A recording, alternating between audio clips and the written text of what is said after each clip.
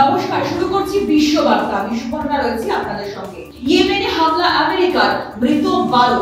গাজায় হামলা চালালো ইসরায়েল, মৃত 32। লেবাননের ইসরায়েলের হামলায় মৃত 2।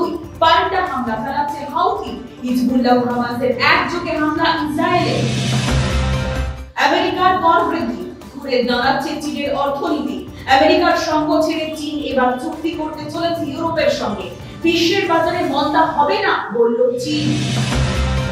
ট্রাম্পের বিরুদ্ধে লাগাতার বিক্ষোভ আমেরিকায়। ইমপিচমেন্টের দাবিতে সোচ্চার মার্কিন যুক্তরাষ্ট্র। ট্রাম্পের মনোভাব বাদশার মতো, এমন স্বৈরাচারী শাসক আসেনি দেশে। সংবিধান নষ্ট বলে দাবি। ফ্রান্সের 27 জন বামপন্থী সাংসদকে প্রবেশে মানা ইসরায়েলের, দেওয়া হলো না ভিসা। গাজার উপর হামলা নেতানিয়াহুর কড়া শাস্তি চেয়েছিল ফ্রান্স। এবার দেখে নেব হেডলাইন। বাংলাদেশের কেউ দুবারের বেশি প্রধানমন্ত্রী হতে পারবেন না, প্রস্তাব পেশ ইউনূস সরকারের। বিরোধিতা করলো বিএনপি, এটা কালা কানুন জানালো খালেদা জিয়ার দল।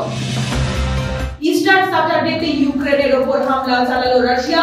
একদিনে 3000 রকেট হামলা, বিশ্বজুড়ে নিন্দার ঝড়। রোমে গেলেন আমেরিকার উপরাষ্ট্রপতি। গাজার ইউক্রেন যুদ্ধ নিয়ে আলোচনার সম্ভাবনা।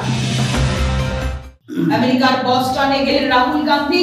বস্টন বিশ্ববিদ্যালয়ের পড়ুয়াদের সঙ্গে মতবিনিময়।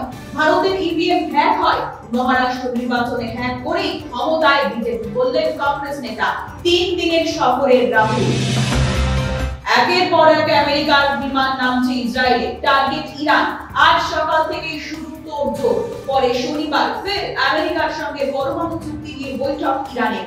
তার আগে চাপ বাড়াচ্ছে ট্রাম্প।